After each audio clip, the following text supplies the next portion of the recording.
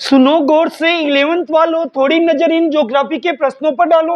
ये प्रश्न परीक्षा में आने वाले हैं। आज हम 10 प्रश्न ट्रिक से बताएंगे। ट्रिक का मतलब होता है एक बार पढ़ने पर दोबारा कम से कम 10 साल तक नहीं भूलते, उससे ट्रिक कहते हैं। तो ट्रिक से हम 11th क्लास आरबीएसई भूगोल के प्रश्न बताने वाले हैं। और ये प्रश्न 2024 की वार्षिक परीक्षा में 100% आने वाले हैं। देखिए साहब, पहला प्रश्न जो अक्सर छोटी क्लासों में आता है तो बड़ी क्लास में निश्चित रूप से आएगा।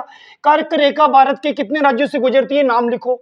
तो ये सबको पता है, कर्क रेखा भारत के 8 राज्यों से गुजरती है। जैसे अपने अंगुलियां हाथों की 8 होती है, 2 अंगूठे होते, तो अपने हाथों की अंगुलियां, कोई कहता है 10 अंगुलियां होती, नहीं भैया 2 अंगूठे होते, अंगुलियां केवल 8 ही होती है।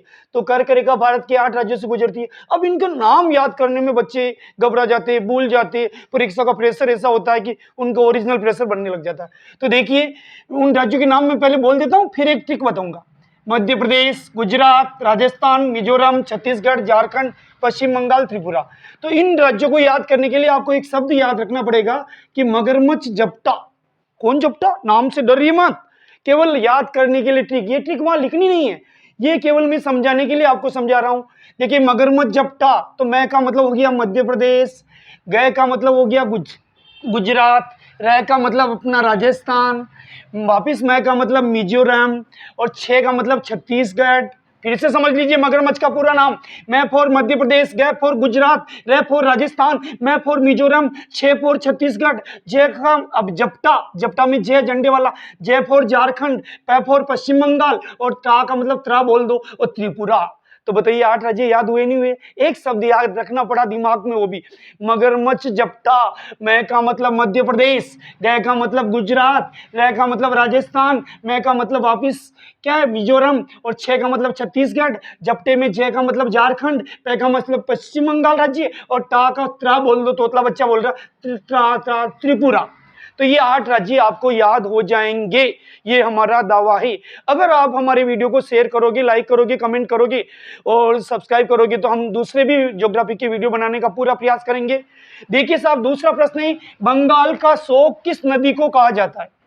देखिए, शोक नाम से डर लगता है, किसी के उठाने का शोक है, किसी के डेथ हो गई शोक है। ये बंगाल के शोक की बात हो रही है। अब किस राज्य को, किस नदी को कहा जाता है? तो नदी में पीछे आ रहा है द, और यही अपना ये द दादी, इस बारगड़ी से, इस शब्द से आंसर छुपा हुआ। नदी में ये दा छुपा हुआ है, दा से नदी बन गई दामोदर नदी। सुनिए, बंगाल का शोक किस नदी को कहा जाता है? आपको कोई शोक नहीं करना, आपको कोई टेंशन नहीं लेनी, नदी का पीछे का दा लाना है, और दा से नदी बन गई दामोदर नदी। तो बंगाल का शोक दामोदर नदी को कहा जाता है।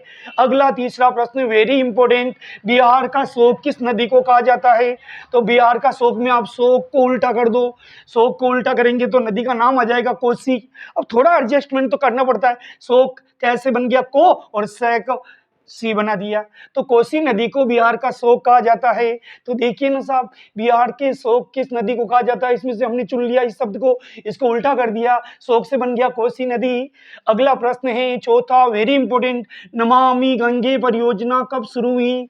नमामि गंगे, तो ये नमामि में हमारे मोदी जी छुपे हुए हैं। और आपको जानकारी दूं, मोदी जी पहली बार प्रधानमंत्री 2014 में बने, और उन्होंने ही नमामि गंगे परियोजना शुरू की। तो नमामि में छुपे हुए मोदी जी, और मोदी जी प्रधानमंत्री बने 2014 में। तो नमामि गंगे परियोजना कब शुरू हुई? 2014 में।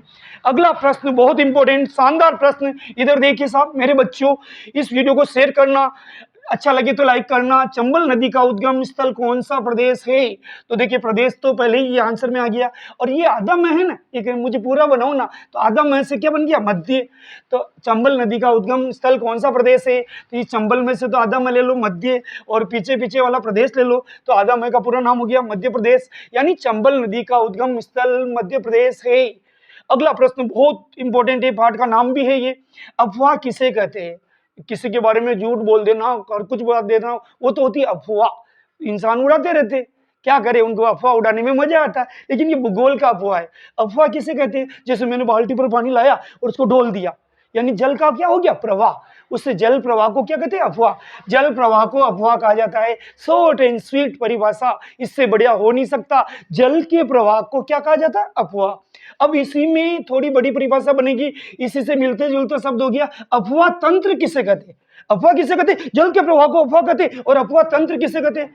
किसी क्षेत्र विशेष में जल के प्रवाह के जाल को, यानी इधर से भी पानी का टैंकर आ रहा, इधर से भी आ रहा, उधर से भी होली खेल रहे, इधर से भी खेल रहे, तो क्षेत्र विशेष में जल बह रहा, जाल बन गया, तो क्या बन गया? अफवाह तंत्र।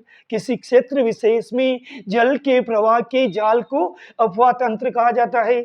अगला 8वां प्रश्न बहुत अच्छा है साहब। दो नदियों का नाम आ रहा, दोनों बहुत पवित्र नदियां है। भागीरथी और अलकनंदा नदी कहाँ मिलती है? देखिए, दो बच्चे जाते हैं स्कूल के गेट पर, मिलते हैं यहाँ पर भागीरथी और अलकनंदा नदी कहाँ मिलती है, तो दिमाग लगाने वाली बात है। अब ये भागीरथी से तो गया आएगा और नदी का दया आएगा, तो यहाँ आंसर याद रखने में थोड़ा दिमाग लगाना। भागीरथी और अलकनंदा भगवान के नाम है, भगवान देवताओं को मानते हैं और देवताओं को मानने वाले स्थान को क्या कहते हैं? देवप्रयाग। तो भागीरथी और अलकनंदा नदी कहाँ मिलती है? देवप्रयाग में। फिर से सुन लीजिए, भागीरथी और अलकनंदा नदी कहाँ मिलती है? देवप्रयाग में। अगला प्रश्न बहुत इंपॉर्टेंट, भारत के मानक समय को कहते हैं Indian standard time. Indian standard time, I for Indian, S for standard, T for time, इसको हिंदी में बोलते हैं भारतीय मानक समय का निर्धारण किया जाता है। कौन से देशांतर से किया जाता है? 82.5, 82 डिग्री 30 मिनट, यानी 82 डिग्री 30 मिनट पूर्वी देशांतर से भारत के मानक समय का निर्धारण किया जाता है। बहुत अच्छा प्रश्न है, ध्यान रखना, कंपटीशन में भी आता है। आगे जब आप कोई भी एग्जाम दोगे ना, ये प्रश्न जरूर पूछते। भारत के मानक समय यानी IST, इंडियन स्टैंडर्ड टाइम का निर्धारण किया जाता है। कैसे किया जाता है? 82.5 डिग्री पूर्वी देशांतर से, पक्का याद रखना, 82.5 डिग्री पूर्वी देशांतर से भारत के मानक समय का निर्धारण किया जाता है। अगला लास्ट क्वेश्चन इस वीडियो का, अगर आप शेयर करोगे, मुझे कमेंट करोगे, लाइक करोगे, तो निश्चित रूप से अगले वीडियो के लिए भी तैयार रहना। लास्ट है साहब, भारतीय मानक समय यानी इंडियन स्टैंडर्ड टाइम ग्रीनविच मध्य समय यानी GMT से कितना आगे है? देखो भाई, भारतीय तो हमेशा आगे रहते, कितना आगे है? 5.5